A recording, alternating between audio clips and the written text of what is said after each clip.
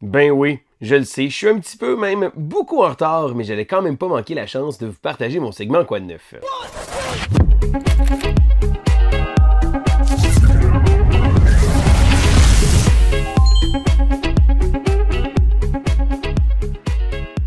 Bonjour l'école du jeu, mon nom est Sylvain et on se retrouve aujourd'hui pour le segment Quoi de neuf du mois de juillet. Alors oui, juillet, je le sais, habituellement, je produis mon segment plus tôt dans le mois, mais j'ai été très occupé, principalement à cause de notre belle visite à Gen Con, Indianapolis, où moi, JP et mon ami Étienne, on a participé à la plus grosse convention de jeux de société en Amérique du Nord. Donc, c'est la deuxième plus grosse convention au monde, bien entendu, très loin derrière SN, qui est une espèce encore beaucoup plus grandiose. Qui sait, un jour, on aura peut-être l'occasion d'y participer. Mais Gen Con a été une magnifique expérience pour nous. Oui, il y avait beaucoup de monde, plus de 70 000 personnes étaient là, mais c'était une belle occasion pour nous de pouvoir voir un paquet de nouveautés, mais aussi de discuter avec beaucoup d'éditeurs et beaucoup de compagnies là-bas.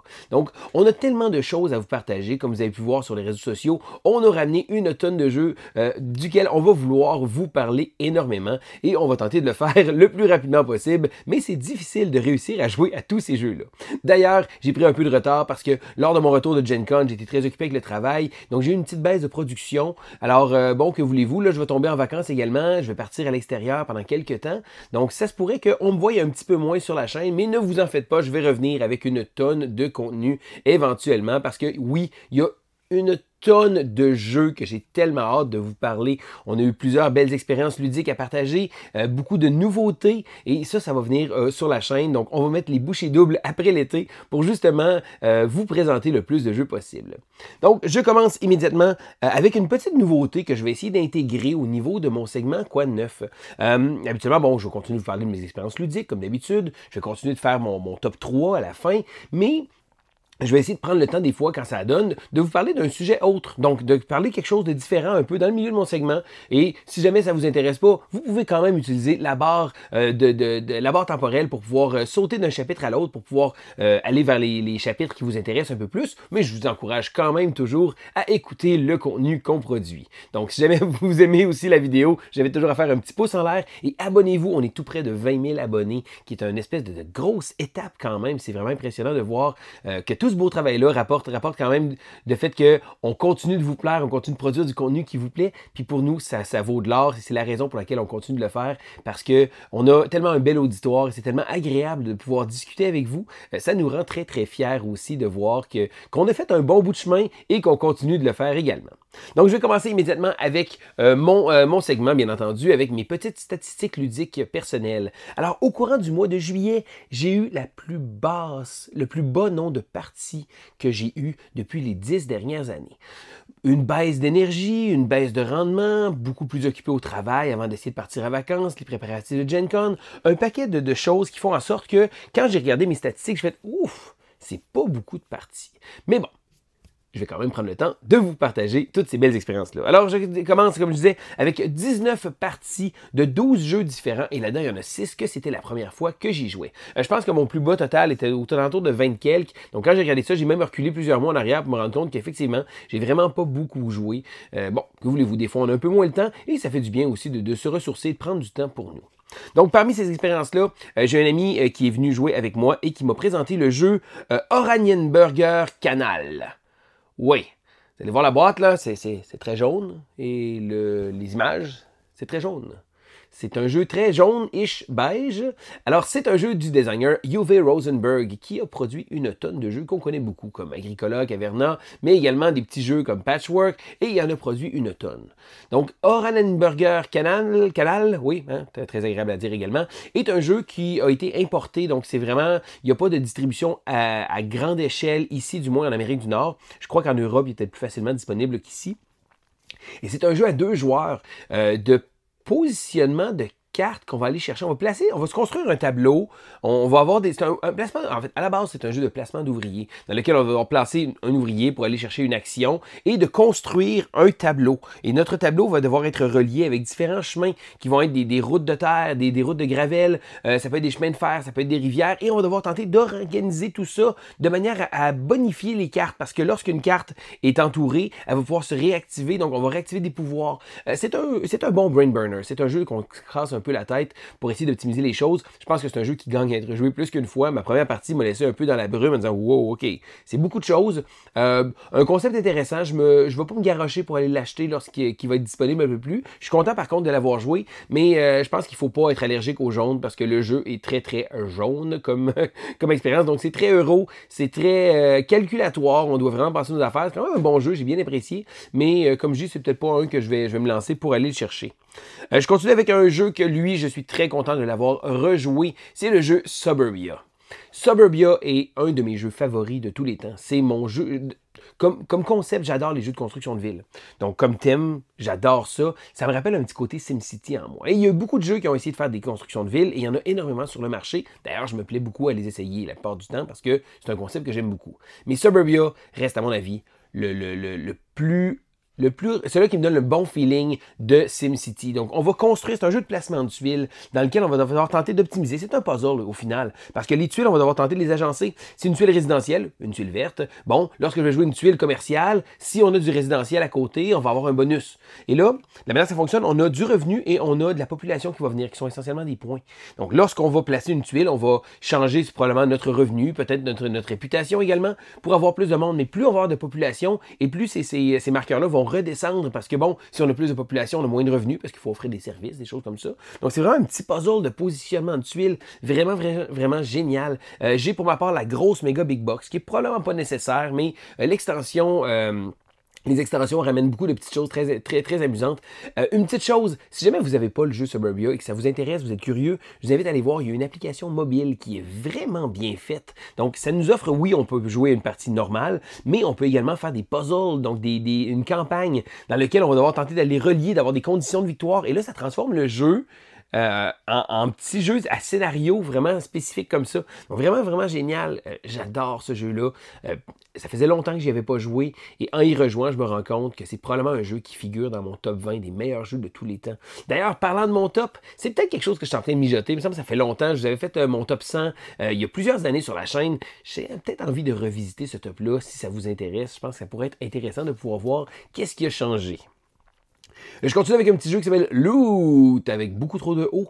Alors, Loot est un jeu de viking dans lequel on va devoir placer, on va avoir un plateau, et on va tenter de devoir placer nos vikings. Donc, on va avoir des petits vikings qu'on va placer sur le plateau de jeu et on va tenter de devoir aller rejoindre différentes zones. Donc, c'est un petit puzzle et lorsqu'on va aller placer notre viking, on va pouvoir récupérer des tuiles et on va construire notre petit tableau. Donc, on va placer nos tuiles, et certaines tuiles vont avoir des objectifs. Donc, autour de cette tuile-là, je dois avoir telle ressource, telle ressource, telle ressource. Donc, on va tenter de faire autour et on va transformer notre puzzle. Donc, c'est un double puzzle parce que oui, on va devoir placer nos ouvriers sur le plateau central de manière à pouvoir relier certaines zones pour pouvoir aller chercher certaines tuiles, des choses comme ça. Mais on va devoir tenter d'essayer d'aller placer aussi sur notre plateau à nous autres pour essayer de compléter les objectifs. Un beau petit jeu très sympathique. Ça joue très rapidement. Les règles sont faciles à prendre en main. Le matériel est beau. C'est pas un jeu grandiose qui va figurer dans mes jeux favoris de l'année, mais c'est une belle expérience de jeu. Puis je pense que c'est quelque chose qui est assez accessible. Le fait que le jeu soit, bon, une belle présentation et il est quand même facile d'approche. C'est certain que je pourrais pas vous dire la rejouabilité à long terme. J'ai seulement joué une partie. Je pense que ça risque d'être un peu limité quand même, mais je pense que c'est toujours ça la chose qu'il faut se penser. Hein. Est-ce que c'est un jeu accessible auquel on va avoir peut-être moins de parties ou un jeu plus profond qui va être très difficile d'accès? Je pense que ça fait du bien de faire la balance avec différents jeux et Loot va vraiment chercher du fait que c'est facile à mettre en place et ça peut servir de tremplin des fois vers des jeux parce que l'idée de Loot, c'est vraiment pas un jeu qui est très très long. Je pense qu'il y a une demi-heure 45 minutes, la partie est terminée et ça peut peut-être donner le goût à des gens des fois de vouloir s'intéresser parce que, bon, à force de jouer à des jeux, on apprend à se connaître comme joueur, mais les gens autour de nous, autour de la table, des fois on va avoir des nouveaux joueurs et c'est important de pouvoir les jauger. Il ne faut pas les lancer tout de suite dans un gros jeu trop compliqué parce qu'on risque de les perdre. Donc il faut les amener tranquillement pas vite avec des jeux qui sont des jeux de porte d'entrée, des gateway games, des petits jeux qui sont plus accessibles de manière à pouvoir leur montrer ce bel univers-là et je pense que Loot peut en faire partie. Alors, avant de continuer avec mon top 3 de mes meilleures expériences ludiques du mois, parce que comme je vous ai dit, j'en avais vraiment pas beaucoup ce mois-ci, je voulais faire un petit retour sur mon événement de Gen Con. Alors, à l'origine, je voulais vraiment prendre le temps de de faire plusieurs vidéos, de faire des vignettes, de faire des choses comme ça. Le temps m'a manqué, l'énergie aussi m'a manqué lors de mon retour, mais je voulais quand même prendre le temps de vous partager un peu comment ça a été. Alors, Gen Con est un voyage vraiment, vraiment incroyable à partir d'ici parce que, bon, à partir de Québec, donc de la ville de Québec dans laquelle je me situe, bon, mon collègue JP est en Beauce, et c'est un voyage de 17 heures en voiture pour aller à Indianapolis. C'est également un voyage de 17 heures pour revenir. Une des raisons pour laquelle on a décidé de prendre une voiture, parce que on aurait probablement pu y aller en avion, ça aurait probablement coûté beaucoup plus cher, mais ça aurait été plus rapide. Mais c'est surtout qu'on voulait aussi ramener beaucoup de jeux. Donc pour ma part, j'en ai acheté beaucoup. J'ai eu beaucoup de rencontres avec des éditeurs aussi qui nous ont offert des jeux qui nous intéressaient. Donc le but, c'est pas juste de remplir la voiture pleine de jeux, mais c'est une belle occasion de pouvoir aller discuter avec ces personnes-là, d'aller discuter avec les gens de l'industrie pour pouvoir nous faire connaître un peu. Parce que c'est difficile étant francophone dans un milieu qui est à Gen Con, qui est très anglophone, mais lorsqu'on arrive là, c'est de nous faire connaître, puis d'aller rencontrer des gens, de se faire des contacts, oui, puis c'est vraiment, je ne vais pas dire un travail, parce que ça a été vraiment fantastique comme expérience, mais notre but, c'était vraiment ça. Donc, c'est certain que Gen Con, c'est quoi? C'est la deuxième plus grosse convention de jeux de société au monde, la plus grosse en Amérique du Nord, plus de 70 000 personnes, c'était complètement sold out, beaucoup de gens, beaucoup de monde, c'est sûr, mais aussi beaucoup de vie, beaucoup d'événements, beaucoup d'activités qui tournent autour de cet événement-là. Donc, il y a le hall, donc les exhibit halls, donc c'est une espèce de gros hall dans lequel tous les vendeurs sont, les boutiques, les booths qu'on appelle. Donc, chaque compagnie va avoir une certaine booth et ce centre d'exhibition-là est ouvert, je pense, de 10h jusqu'à 6h de l'après-midi. Mais après ça, il y a une tonne de choses qui se passent. Il y a des hôtels, il y a des événements, il y a plein de choses.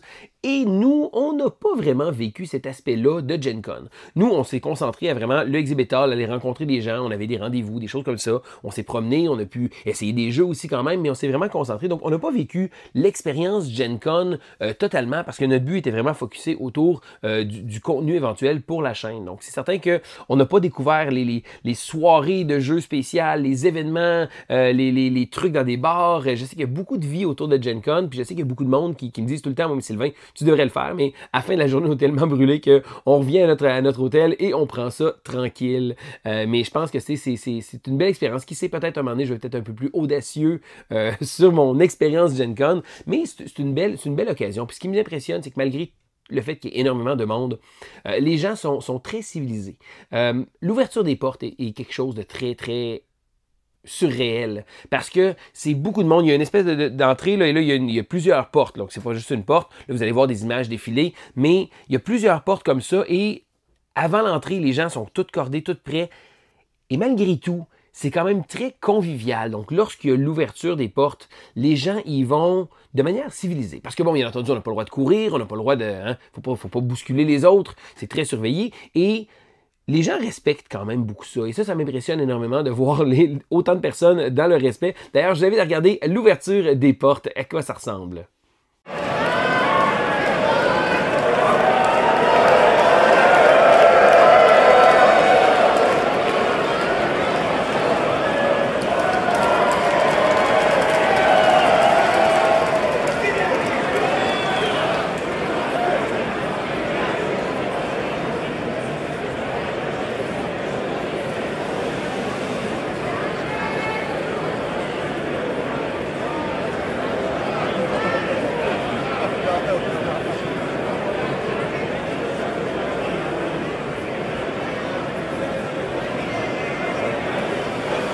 Alors oui, ça fait beaucoup de monde, mais étonnamment, ça rentre quand même bien, ça va quand même bien. Et pour ça, je trouve ça vraiment génial parce que oui, c'est un bain de foule incroyable, c'est quelque chose, mais c'est une expérience à vivre au moins une fois dans sa vie. D'ailleurs, si jamais vous avez jamais participé à une convention de jeux de société du genre, je vous invite à le faire. S'il y a de quoi, c'est pas nécessairement quelque chose qu'il faut faire à chaque année, je crois, mais de le faire, c'est une très très belle expérience. D'ailleurs, une autre journée, je voulais vous montrer un peu, l'ouverture que ça avait de l'air, mais c'est certain que le matin, les portes, bon, en attendant l'ouverture des portes, on sait où est-ce qu'on s'en va des fois parce qu'il y a certains jeux qui partent très très vite. Donc oui, on se cachera pas, c'est un endroit pour acheter des jeux. Il y a beaucoup de jeux différents, mais il y en a certains qui sont assez rapides à tomber sold out. Ça veut dire que lorsque les portes ouvrent, en dedans de 10 ou 20 minutes, il n'y a plus de copies. Ils vont garder des copies pour le lendemain. Donc, il faut savoir où est-ce qu'on va et marcher d'un pas très décidé. D'ailleurs, je voulais vous montrer, lors d'une des journées, on était là pour essayer d'aller chercher un jeu et je vais vous montrer à quoi ça ressemble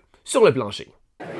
Alors bonjour et bienvenue à cette journée de samedi. Alors on est au Gen Con dans la ligne d'entrée. Alors les portes ne sont pas encore ouvertes et les gens commencent à se ramasser, à se coller et à se préparer à l'ouverture des portes. Donc je vais vous montrer immédiatement à quoi peut ressembler une ligne d'entrée de gens très civilisés mais très motivés à aller chercher le jeu tant convoité.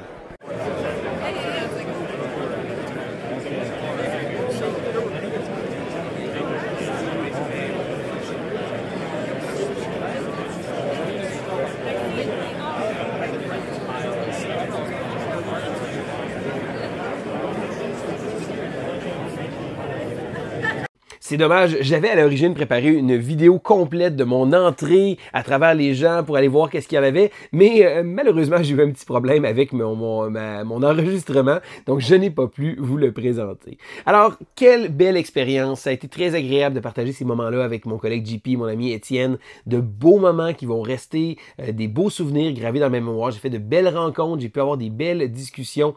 D'ailleurs, petit fait cocasse que j'ai vraiment trouvé drôle, j'étais en train de discuter avec une compagnie, avec la compagnie Asmadi Games, et je suis en train de parler avec Chris, et à un moment donné, il y a un des joueurs à qui faisait un démo qui nous regarde, dit « Hey, mais en anglais, hey, vous êtes l'école du jeu? Oui. » Habituellement, les gens ne nous connaissent pas au Gen Con, on s'entend.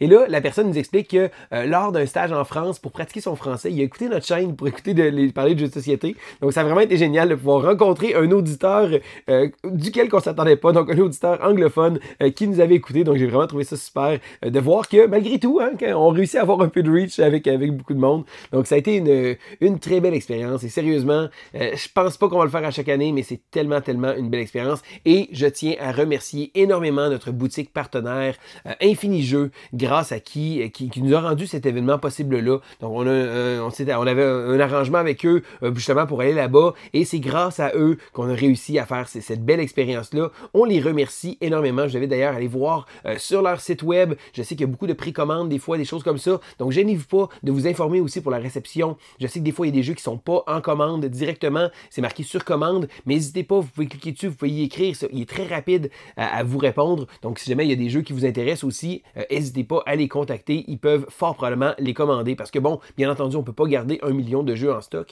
et tous les jeux. Donc, c'est important. Prenez le petit 2 secondes des fois. Si jamais vous avez une hésitation, là, gênez-vous pas, vous allez voir que GF est il est sa coche pour son service. Donc, c'était mon retour un peu sur Gen Con. Alors, il y a tellement de choses probablement que j'ai pas pensé de vous parler, des belles choses que j'ai vécues, mais ça a été un très beau moment, une très belle expérience et j'ai tellement de choses que j'avais prévu de vous présenter. Je vais regarder comment je vais le faire, peut-être sous forme de petites capsules ou des petites choses comme ça. Je vais voir un peu qu'est-ce que mon temps va me donner pour pouvoir le faire. Mais sachez que ça a été vraiment une belle expérience. Mais je n'ai pas terminé ma vidéo parce que je ne vous ai pas encore parlé de mon top 3 de mes 3 meilleures expériences ludiques du mois. Alors, je commence en 3e position avec le jeu Scarabée. Scarabée est un jeu de la compagnie Garphill Games. Oui, Garphill Games en collaboration avec Renegade Games.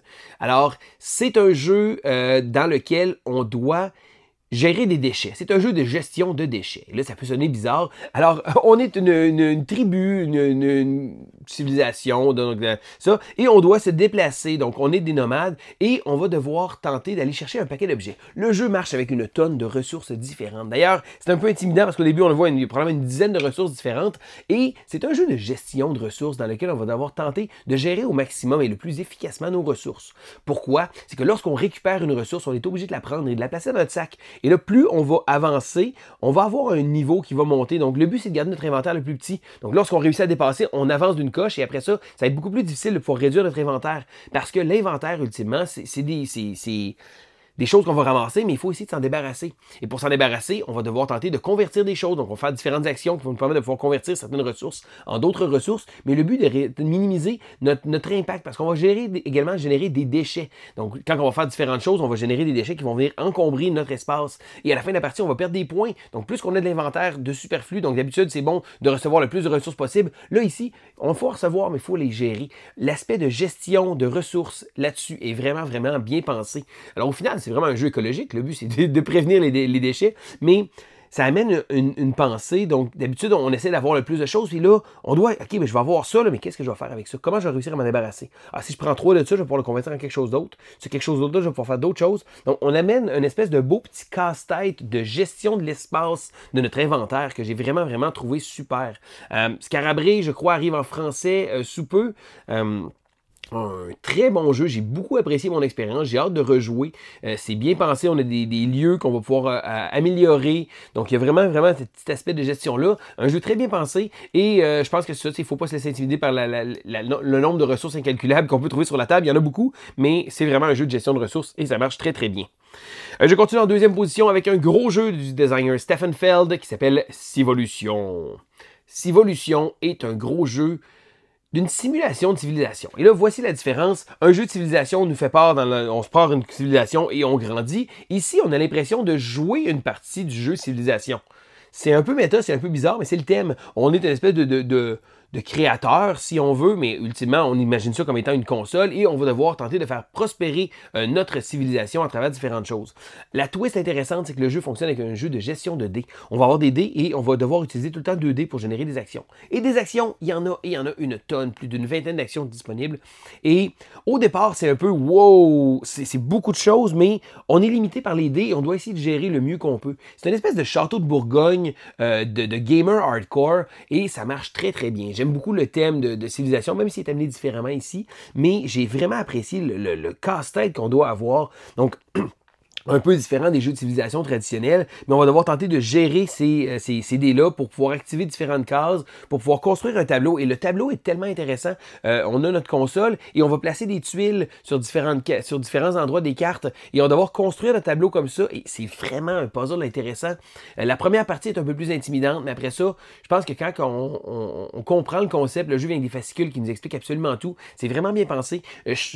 J'avais l'impression que ça allait être très intimidant comme jeu et la première partie est quelque chose un peu, mais après ça, ça roule beaucoup mieux que je le croyais. Le jeu fonctionne très très bien et habituellement des jeux plus costauds sont plus difficiles à sortir sur la table. Celui-là, j'ai l'impression qu'un coup on a passé la petite barrière d'entrée de comprendre un peu les différentes actions. Ça va très très bien parce que oui, il va y avoir 20 actions, mais on n'a pas accès aux 20 actions. Oui, on peut utiliser des marqueurs pour pouvoir gérer nos valeurs de dés, pour pouvoir essayer de faire ça, mais on ne pourra pas le faire à l'infini. Donc on est toujours un peu limité dans qu'est-ce qu'on peut faire. On va savoir qu'est-ce qu'on devrait faire et on va essayer de faire du mieux qu'on peut. Un jeu très bien pensé, vraiment génial. Civolution, gros coup de cœur. Mais ce n'a pas été mon coup de cœur du mois complet parce que le titre revient au jeu Vantage. Alors Vantage, je l'ai déjà présenté sur la chaîne. Je me suis dépêché de le faire, j'ai joué plusieurs parties et je vous l'ai présenté parce que c'était une nouveauté, tout nouveau, tout chaud de la compagnie Stonemaier Games. Mais j'ai eu l'occasion de retourner à Vantage et de rejouer encore une fois. Alors pour ceux qui ne le savent pas, Vantage est littéralement un jeu dont vous êtes le héros. Donc vous savez les livres dont vous êtes le héros qu'on avait, lorsque tu fais telle chose, va à la page 32, ok parfait, excellent, page 32, oh tu rencontres telle chose, tu as un choix. Donc chacune des cartes, il y a une tonne de cartes et chacune de ces cartes-là vous propose une occasion de pouvoir interagir avec l'univers que vous allez voir. Donc sur la carte, je vois des choses, je peux explorer la roche, discuter avec cette personne-là, partir, et toutes ces actions-là ont une entrée dans un livre. Donc, si je fais l'action jaune, donc de la carte 32, je prends le livre jaune et je m'en vais au chapitre 32. Vous réussissez à retenir la personne. Maintenant, qu'est-ce qui se passe? Excellent. Et là, après ça, on peut se déplacer. Donc, on explore un monde. Donc, thématiquement, on était dans un vaisseau, on a sorti, on a eu on est allé se cracher. Tous les gens sortent, boum, ils sont injectés et tombent quelque part sur cette planète inconnue. Et c'est la découverte de cette planète-là qui rend le jeu absolument fantastique. Parce que non, ce n'est pas un jeu legacy. Ce n'est pas un jeu dans lequel on va modifier le jeu. Ce n'est pas un jeu de campagne non plus dans lequel on va continuer de partie en partie. Par contre, ce que le jeu nous offre, c'est que de partie en partie, malgré le fait qu'on recommence à zéro, on commence avec un nouvel endroit, on va peut-être reconnaître certains éléments. On va peut-être découvrir des choses de la planète. Donc, si j'ai rencontré pendant une partie une personne d'un peuple, j'ai essayé de danser avec lui, mais finalement, il m'a donné un coup de bâton et j'ai perdu des points de vie, j'ai perdu des dégâts et il m'a blessé. Et je me rends compte que cette tribu-là est très agressive. Lors d'une partie subséquente, si je rencontre encore une personne de cette tribu-là, peut-être que je vais être un peu plus méfiant, peut-être que je ne voudrais pas y offrir des choses, peut-être que je vais juste vouloir combattre ou m'en aller. Donc, sans nous donner des choses concrètes que le jeu vous conserver de partie en partie, notre expérience globale du monde fonctionne de manière à pouvoir nous donner des indices sur ce qu'on va faire éventuellement. Et il y a tellement de choses à explorer parce que chacune des cartes, on ne pourra pas faire plusieurs actions. Donc, exemple, je suis sur la carte 300 et j'ai une des 6 options à faire. Et lorsque je vais sélectionner une option, je ne pourrai plus faire aucune autre option sur cette carte-là pour le restant de la partie. Je vais devoir faire mon option et aller ailleurs. Donc, on ne peut pas explorer une carte et dire « OK, je vais tout faire absolument tout ». Parfait, y aller de manière systématique, ça veut dire que chaque partie va nous faire prendre des petits embranchements à gauche et à droite. Ça se pourrait qu'on réussisse à se recouper à quelque part qu'on est déjà allé, quelque part qu'on a déjà vu. Parce que oui, veut pas, on se promène sur un univers, un monde, et c'est cette exploration-là qui transforme le jeu en expérience ludique vraiment super. Donc une belle expérience, un jeu d'exploration. Mécaniquement parlant, le jeu est bien pensé, c'est de la gestion de dés. Donc on va toujours réussir qu'est-ce qu'on veut faire. Donc si jamais je veux aller chercher un endroit difficile, faire une escalade une montagne, je vais réussir, mais je vais brasser, il va y avoir des dés, et ces dés-là vont déterminer l'effort que j'ai mis. Donc, on va toujours réussir nos choses, mais ça se pourrait que ça nous coûte des ressources un peu plus. Donc, on a du temps, de l'énergie, du moral. Donc, c'est certain que si on ces affaires-là tombent à zéro, la partie risque d'être terminée. Donc, on doit avoir une gestion comme ça qui est faite. Et les dés, il y a certains endroits qu'on peut placer sur nos cartes. Donc, on va construire un tableau de cartes qui va nous permettre de faire la gestion de dés. Donc, mécaniquement parlant, c'est ça l'aspect de gestion de dés avec les cartes et le tableau qu'on va faire. Mais c'est tout autour du jeu qui transforme vraiment ça. Une belle expérience, je vous en parle avec beaucoup de passion parce que j'ai joué énormément. C'est un jeu qui a d'ailleurs pris énormément de mon temps au courant du mois de juillet. C'est pas étonnant que j'ai joué très peu de parties parce que j'ai été très très captivé par mon expérience de Vantage. Un beau jeu. Je crois que le jeu va être traduit en français. Par contre, imaginez-vous qu'avec une tonne de cartes, plus de 800 cartes, je pense, 6 livres, parce que chacune des cartes a une option, ça risque d'être un peu plus un travail costaud à traduire, donc ça se pourrait qu'on ne l'aille pas immédiatement. Je sais que Finspan, par exemple, de Soul Mario Games, est très, très rapide à arriver. Pour Vantage, je pense qu'il faut peut-être donner un petit peu plus de temps, parce qu'il y a énormément de choses à lire. C'est une expérience narrative, c'est vraiment l'expérience d'exploration et de narration que je voulais avoir sans me contraindre à un niveau de campagne ou un jeu Legacy. Vantage est un jeu qui va rester dans ma collection pour vraiment très, très longtemps. J'ai pas eu l'occasion de jouer avec énormément de joueurs. Je joue en solo et à 2 joueurs seulement. Le jeu se joue jusqu'à 6. Je suis pas convaincu qu'à 6 joueurs, c'est vraiment intéressant. Bon, oui, on peut interagir avec les cartes des autres, on peut expliquer notre monde, parce qu'on ne peut pas montrer les cartes aux autres joueurs, mais dire « Oh, je vois une montagne et je vois une créature », mais je pense qu'à 6 personnes, à un moment donné, on va perdre un peu l'intérêt de suivre où est-ce que les autres sont, on va se concentrer à notre prochaine action et attendre patiemment, dire « Bon, OK, mon action arrive-tu? » Je pense que ça risque d'être quelque chose comme ça, mais bon, que voulez-vous, hein? Je pense que c'est bien que le jeu permette de pouvoir jouer avec autant de joueurs. Par contre, je pense que 1, 2 ou 3 joueurs risquent d'être pas mal son sweet spot, parce qu'il y a quand même une petite interaction qui va se faire avec les autres joueurs qui rend ça intéressant. Mais je pense que pour moi, je vais le sortir beaucoup plus souvent en solitaire. Donc, ça fait le tour de mon quoi de neuf. Je pense que je vous ai parlé avec beaucoup de passion de mon Gen Con, beaucoup de jeux comme ça. Je pense qu'on va continuer. Je vais avoir une petite pause probablement. Là, je vais être à l'extérieur en vacances, donc je produirai probablement pas de contenu mais je vais vous revenir en force parce qu'il y a une tonne de jeux. D'ailleurs, je suis curieux de savoir quel jeu qu'on a ramené de Gen Con qui vous intéresse, qu'on couvre, qu'on parle sur la chaîne. Ça fait beaucoup de jeux à recevoir d'un coup et ça fait beaucoup de choix à faire. Donc, je vous invite à aller regarder. Sur notre page Facebook, mon collègue JP a partagé nos réceptions, les jeux qu'on a eus, qu'on a reçus, qu'on a achetés, qu'on est très heureux, qu'on a très hâte de vous partager. Mais que voulez-vous? Il faut faire des choix, il faut compartimentaliser, il faut y aller un après l'autre et on va réussir à tous vous présenter ces beaux jeux-là un jour ou un autre. Donc, c'était Sylvain pour l'école du jeu et on se dit à la prochaine!